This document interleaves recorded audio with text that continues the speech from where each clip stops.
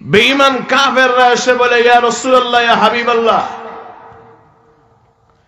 আপনি হিলফুল ফুজুল নামক সংগঠনের বিরুদ্ধাচরণ করেন, আপনাকে লাল বর্ণের উট উপহার দেওয়া হবে। নবীজি বলেন, লাল বর্ণের উট কেন, তামাম পৃথিবীও যদি আমি বিশ্ব নবীর হাতের মুষ্টিতে দেওয়া হয়, এরপরও আমি হিলফুল ফুজুলের বিরুদ্ধাচরণ করতে পারবো না। এই সংগঠন নবীওয়ালা সংগঠন, এই সংগঠন সাহাবীওয়ালা সংগঠন। যেই তিনজন সাহাবী ছিলেন সংগঠনের মূল উপদেষ্টা, এই তিনজন সাহাবীর নামের পূর্বাক্ষর ছিল ফজল। কি ছিল? কথা বলেন। তিনজন সাহাবীর নামের পূর্বাক্ষর ছিল ফজল। এজন্যই এই সংগঠনকে হিলফুল ফুজুল বলে আখ্যায়িত করা হয়। কেন, কোন উদ্দেশ্য করা হয়েছিল? উদ্দেশ্য একটাই ছিল, আল্লাহ রাসূল অনুমোদন দিলেন, মক্কা এবং মদিনার জমিন থেকে যদি শিরিক বেদাত দূর করতে হয়, বদদিনী দূর যদি করতে হয়, তাহলে এই মুহূর্তে ঐক্যের প্রয়োজন। আল্লাহ রসুলের কথা এবং পরামর্শ মানে তিন সাহাবীর নামের প্রথমে ছিল ফজল। এই তিনজন সাহাবী ঐক্যবদ্ধ হইয়া রাসূল সাল্লাল্লাহু আলাইহি ওয়াসাল্লামের সুপরামর্শের মাধ্যমে সংগঠন করা হয়েছিল শিরিক বেদাতের বিরুদ্ধাচরণ করার জন্য, যেই সংগঠনের নাম ছিল হিলফুল ফুজুল। জোরে বলেন আল্লাহু আকবার। তাহলে এর কিছু তাসির আর বরকত আছে না নাই? আর একটু জোরে বলেন। আল্লাহ কবুল করুক, সকলে বলি আমিন। তো বলেছিলাম, সমাজকে যদি সুন্দর একটা সমাজ উপহার দিতে হয়, তাহলে সবচেয়ে বড় কথা হইল একে অপরের ন্যায্য অধিকার দেওয়া। যেই সমাজে ন্যায্য অধিকার, আদালত আর ইনসাফ নাই, সেই সমাজটা অশান্তির সমাজের রূপ ধারণ করবে। উদাহরণস্বরূপ, মাদ্রাসার উস্তাদ যদি হন, ছাত্রদের কাছে কিছু অধিকার পাওনা, এবং ছাত্র ও উস্তাদজির কাছে হক আর অধিকার পাওনা, একে অপরের কাছে ন্যায্য কিছু অধিকার পায়। স্কুলের টিচার যদি হন, স্টুডেন্টের কাছে কিছু হক আর অধিকার পাওনা, আর স্টুডেন্টের কিছু হক আর অধিকার পাওনা স্যারের কাছে। ঠিক তেমনিভাবে এলাকার মেম্বার, চেয়ারম্যান যিনি হবেন, মেম্বার সাহেবের কাছে এলাকার জনগণের কিছু হক আর অধিকার পাওনা, আর মেম্বার সাহেব উনি এলাকার জনগণের কাছে কিছু হক আর অধিকার পাওনা। যদি এলাকায় মেম্বার সাহেব একে অপরের ন্যায্য হক আর অধিকার আদায় না করেন, তাহলে এই সমাজেই অশান্তির সমাজ রূপান্তরিত হবে। মসজিদের ইমাম খতিব যিনি হবেন, তার কিছু অধিকার আর হক পাওনা হইল মহল্লাবাসীর উপরে, আর মহল্লাবাসীর কিছু হক আর অধিকার হইল ইমাম সাহেবের উপরে। ইমাম সাহেব মহল্লাবাসীর হক আর অধিকার আদায় করবেন, মহল্লাবাসীও হুজুরের হক আদায় করবেন। একে অপরের যদি হক আর ন্যায্য অধিকার থেকে বঞ্চিত রাখেন, এই সমাজ কোনদিন সুন্দর সমাজ হতে পারে। দোকানের মহাজন যিনি হবেন, কাস্টমারের কিছু অধিকার পাওনা, আর মহাজন ও কাস্টমারের কিছু হক আর অধিকার পাওনা। গাড়ির ড্রাইভার যিনি হবেন, গাড়ির চালক যিনি হবেন, তার কাছে প্যাসেঞ্জারের কিছু অধিকার পাওনা, প্যাসেঞ্জারের কাছে ড্রাইভারের কিছু অধিকার পাওনা আছে না নাই? ঠিক তেমনিভাবে গোটা দেশ যিনি পরিচালনা করবেন, যিনি সরকার হবেন, তাদের কাছেও গোটা দেশের জনগণের কিছু অধিকার পাওনা আছে না নাই? কথা বলেন, আছে না নাই? সরকারের কাছে জনগণের কিছু অধিকার পাওনা, জনগণের কাছেও কিছু হক আর অধিকার পাওনা আছে না নাই? একে অপরের হক যদি আদায় করতে পারি, সমাজ সুন্দর সমাজ হবে এবং সমাজটা সুন্দর করে গঠন হবে, তৈরি হবে। আব্বার কাছে ছেলের কিছু অধিকার পাওনা, ছেলে মেয়ের কাছে মা বাবার কিছু অধিকার পাওনা আছে তো? কথা বলেন। ঠিক তেমনি ভাবে স্বামী স্ত্রী, দাম্পত্য জীবনে স্ত্রীর কাছে স্বামীর কিছু অধিকার পাওনা, আর স্বামীর কাছে কিছু স্ত্রীর অধিকার পাওনা আছে না নাই? আর একটু জোরে বলেন। এক আয়াতে আল্লাহ ইশারা করে বলেন, من عمل صالحا من ذكر أو أنثى وهو مؤمن فلنحيينه حياة طيبة ولنجزينهم أجرهم بأحسن ما كانوا يعملون।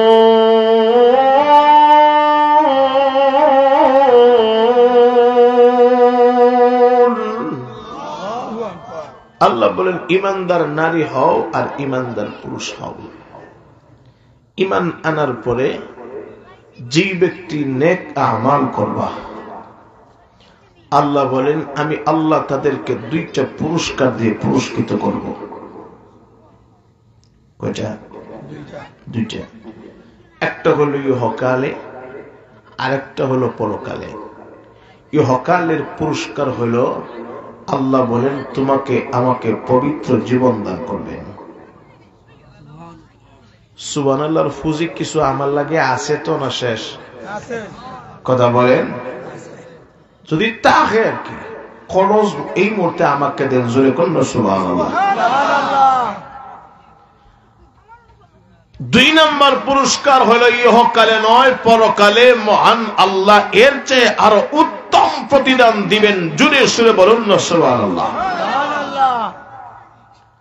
তাহলে এই আয়াতের ভিতরে ইমানদার পুরুষ আর ইমানদার নারীর কথা আসেনি? কথা বলেন। অতি সংক্ষেপে কয়েকটা অধিকার আপনাদের সামনে তুলে ধরি। প্রথমে আসুন, স্ত্রীর কাছে স্বামীর কি অধিকার পাওনা। আল্লাহ রসুল এক হাদিসে বলেন,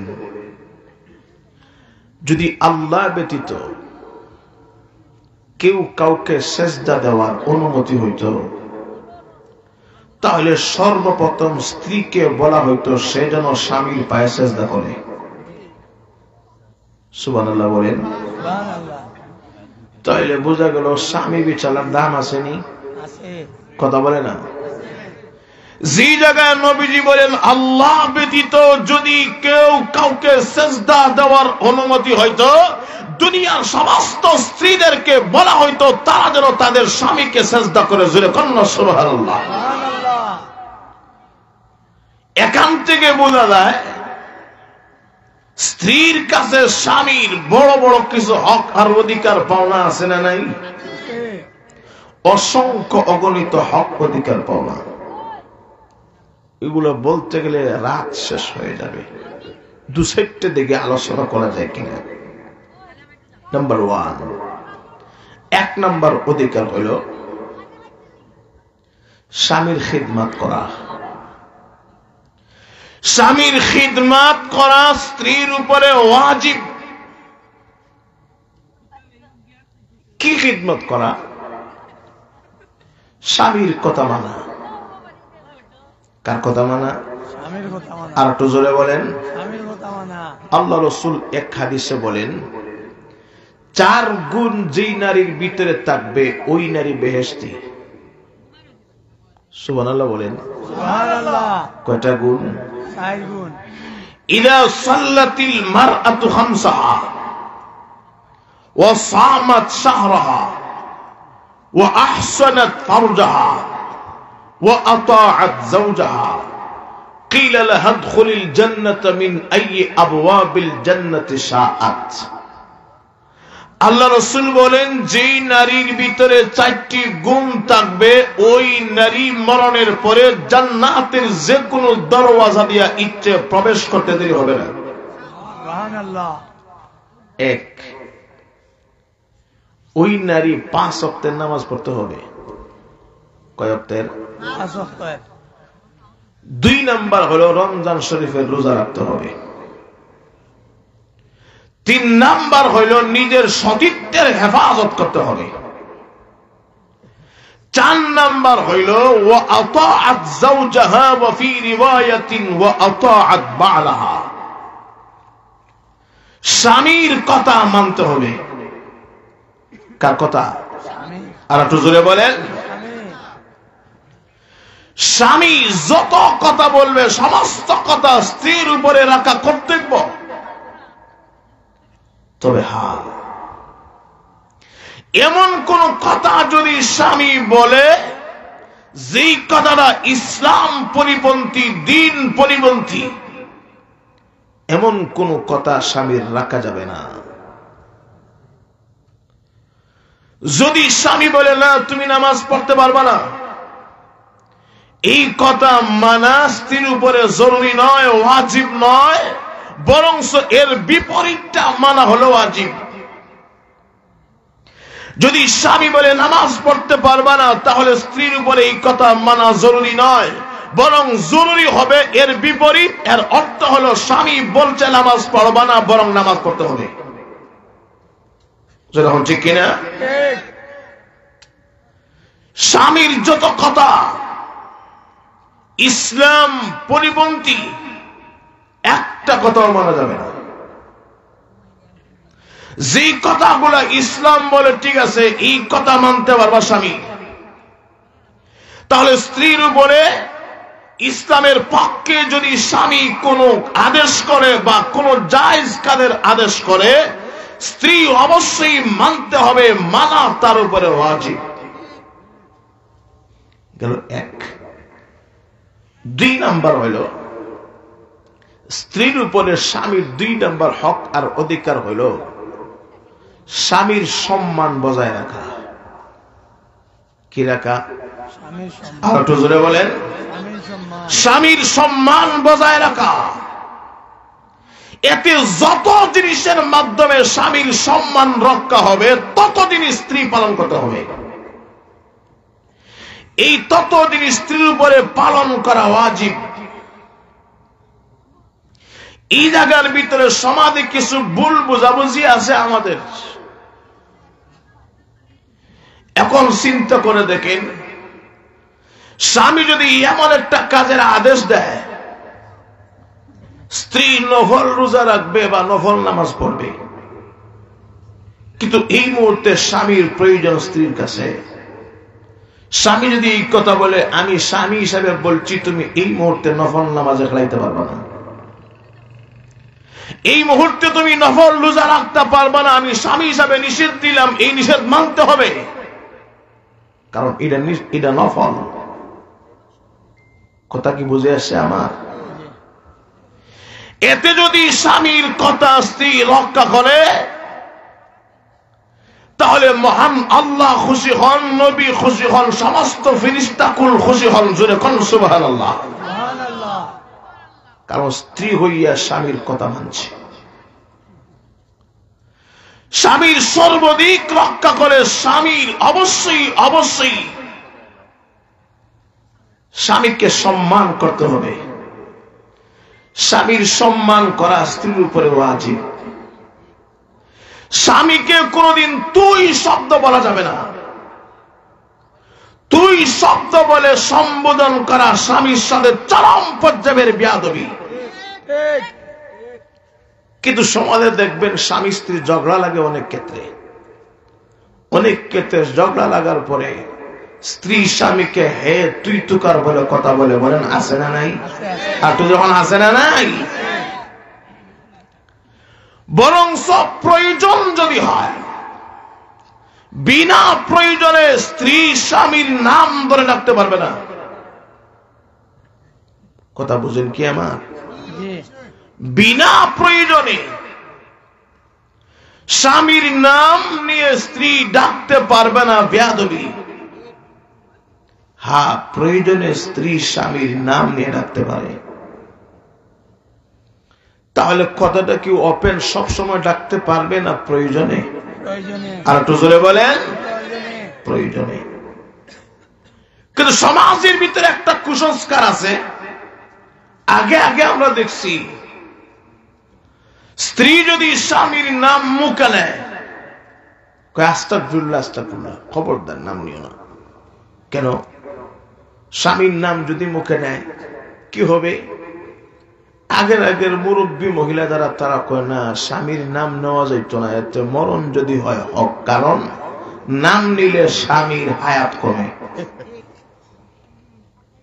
আচ্ছা, শুধু আমি না, স্টেজে অনেক বিজ্ঞ ওলামায়ে কেরাম আছেন, জিজ্ঞাসা করেন কোরআন এবং হাদিসের ভিতরে এমন কোথাও আছে কি যে স্বামীর নাম ধরে যদি স্ত্রী ডাক দেয় তাহলে স্বামীর হায়াত কমে? কোথাও পাইবেন না, কোথাও নেই। তা নবী রহমতুল্লাহ আলাইহি খুব মজার মানুষ ছিলেন। তো উনি একটা ওয়াকিয়া আনছেন। কি ওয়াকিয়া জানেন? স্বামীর নাম ছিল রহমতুল্লাহ। কি নাম ছিল? আর একটু জোরে বলেন। তখন নামাজে সালাম ফিরাইতে গেলে আসসালামু আলাইকুম ওয়া রাহমাতুল্লাহ আছে না নাই? আর একটু জোরে বলেন। উনি চিন্তা করলো, সর্বনাশ, স্বামীর নাম তো মুখে লওয়া যেত না। তখন কি কইব উনি? কারণ নাম নিলেই হায়াত কমে। আমি কি চাই যে আমার স্বামী দুনিয়া থেকে বিদায় হোক? বিরাট বিপদে পড়ছে। তখন উনি কইল, তাহলে সালামটা ফিরাই, আসসালামু আলাইকুম আমরা বলে তাই, আসসালামু আলাইকুম আমরা করে। এটা বেয়াকুফি ছাড়া আর কিছু না। জোরে এখন কথা ঠিক কিনা? আরেকজনের নাম ছিল আলাম তারা। কি নাম? আর একটু জোরে বলেন। এখন স্বামীর নাম কেমনে আলাম তারা নিত নামাজে? তখন কলো, তাইন তারা কাইফা ফাআলা রাব্বুকা বিআসহাব। এটা একটা বেয়াকুফি ছাড়া আর কিছুই না। যেরকম ঠিক কিনা? এটা বেয়াকুফি ছাড়া আর কিছু না। বরং প্রয়োজনে স্বামীর নাম ধরে স্ত্রী ডাকতে পারে। যেরকম কথা ঠিক কিনা? গেল 2। 3 নম্বর হইল স্বামীর সমস্ত খিদমাত করতে পারে মাথা থেকে নিয়ে পা পর্যন্ত। কথা কি বোঝেন আমার? মাথা থেকে নিয়ে পা পর্যন্ত সমস্ত খিদমাত একমাত্র স্ত্রী করতে পারে। যেরকম কথা ঠিক কিনা? তবে খিদমত নিতে যাইয়া যেন স্ত্রীর উপরে জুলুম না করা হয়, এই দিকেও খেয়াল করতে হবে। আমরা অনেক সময় স্ত্রী থেকে খেদমত নিতে যাইয়া স্ত্রীর উপরে জুলুম, অবিচার, অন্যায়, অনাচার করা হয়। বলেন সমাজে আছে না নাই? আর একটু জোরে বলেন। বরং তো স্বামীর কথা, এই কথা হলো শুধু আমার খিদমত না, আমার আব্বার খিদমত করতে হবে, আমার আম্মা তথা তোমার শাশুড়ির খিদমত করতে হবে, তোমার দেবরের খিদমত করতে হবে, তোমার ঘরের ভিতরে যত সদস্য আছে সবগুলোর খিদমত আদায় করতে হবে।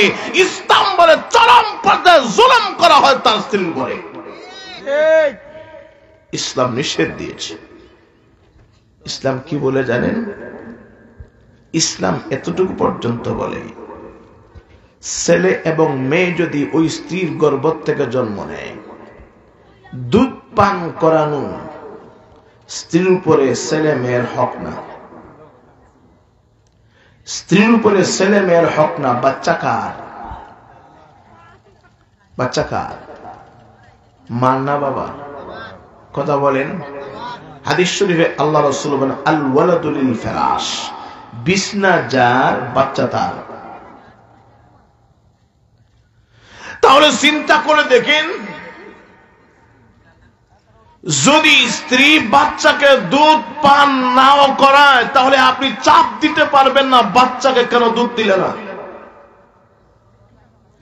যদি গোসল বাপ তাকে খাবার দাবার মুখে তুলে না দেয় এরপর আপনি চাপ দিতে পারবেন না স্ত্রীকে কেন দিলে না।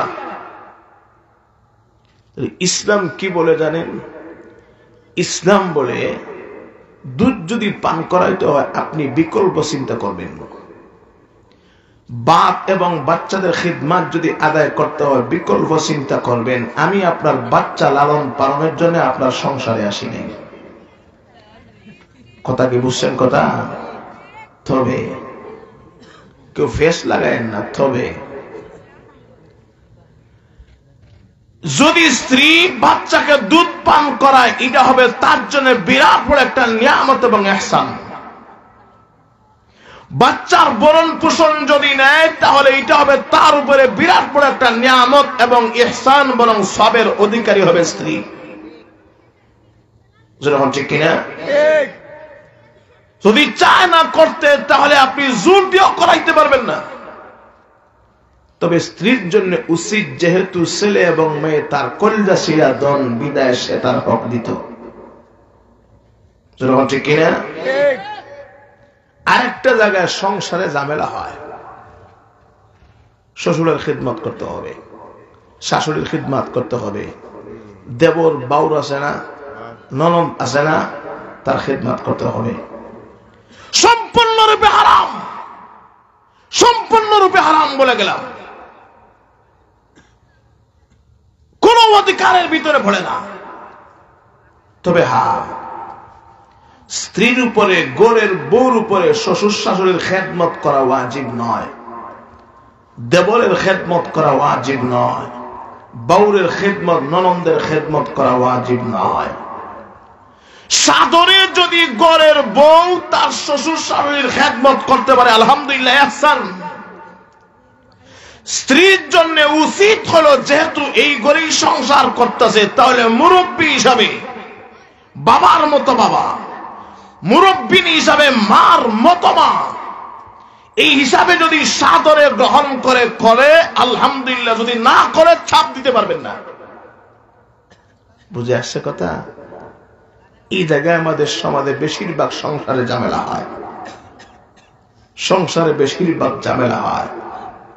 স্বামীও বলে তুমি কেন আমার আব্বা আম্মার খিদমত করবা না? আব্বার পাও টিপে দিবা, মাথায় তেল দিবা, আপনার আব্বার যত কাপড় চোপড় আছে সবগুলো ধুয়ে দিবা, আম্মার যা কিছু আছে সবগুলো ধুয়ে দিবা। এটা তো গোরের বউ, গোরের চাকরাই না। কথা বলেন, কথা বলেন ঠিক কিনা?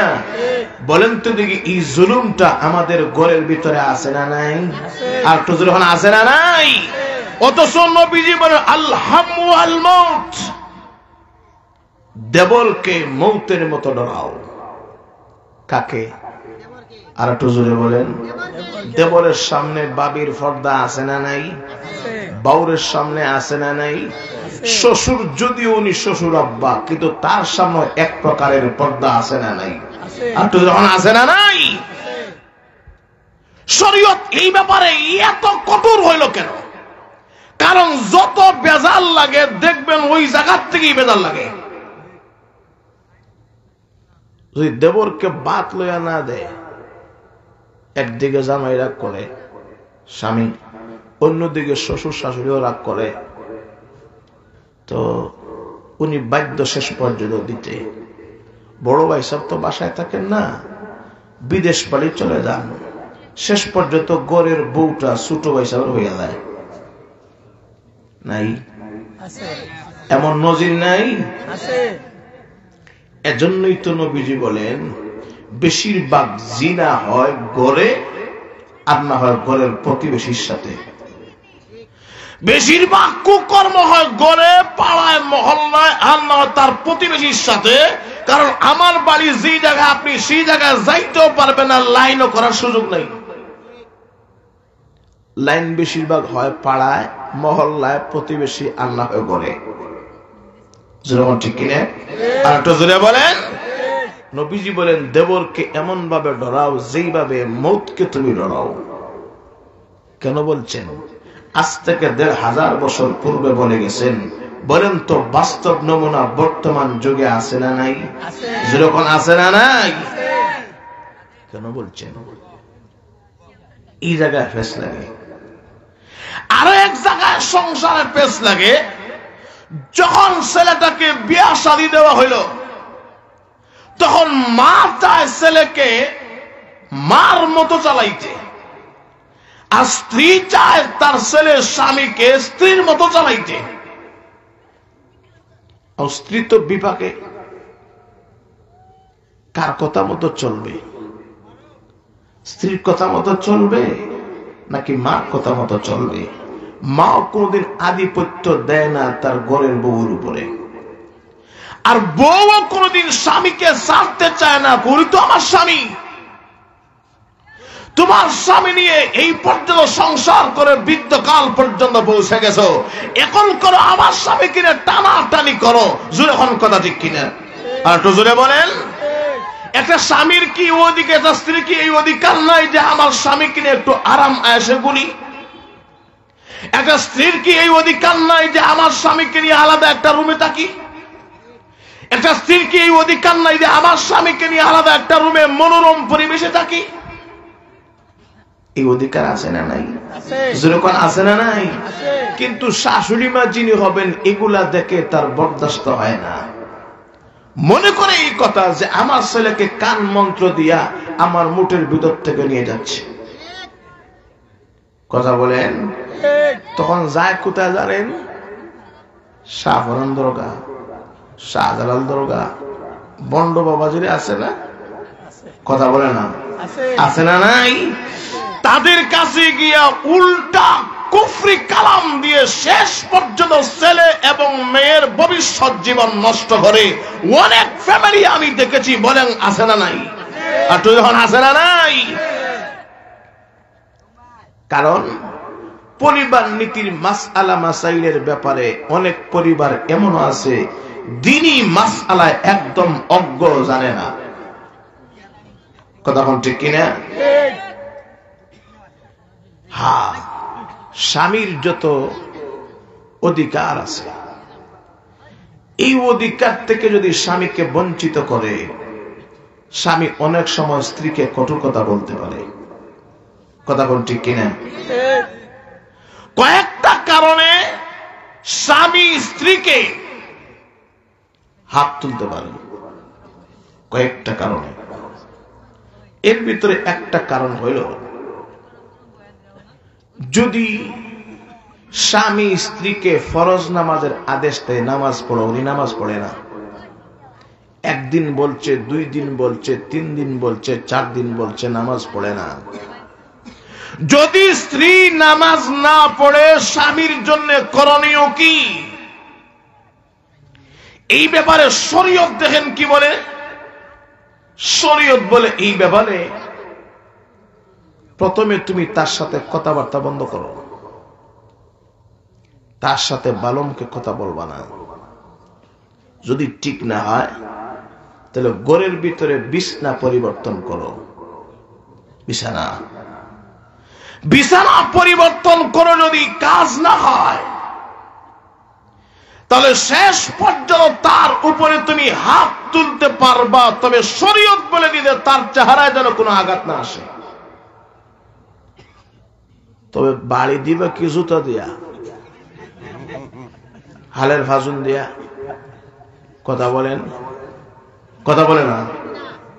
তা আমরা তো দেখি হালের ফাজুন দিয়া গরু যেমন ফিরায় এমন ফিরায়, জুতা দিয়া বাড়িয়া দাঁত ফালাই দেয়। কথা আছে না নাই? শরীয়ত আপনাকে কতটুকু মারার অনুমতি দিয়েছে।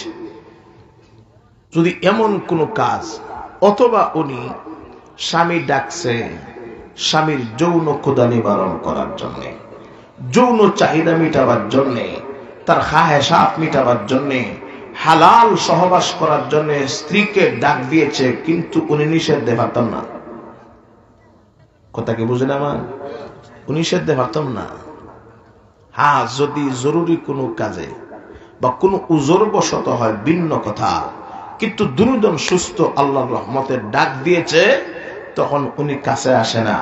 শরীয়ত বলে প্রথমে বিছানা আলোক করো, তার খাবার দাবার প্রয়োজনে একবেলা কমায়া দাও, তাকে শিক্ষা দাও, বিছানা প্রয়োজনে আপনি পরিবর্তন করেন, তার সাথে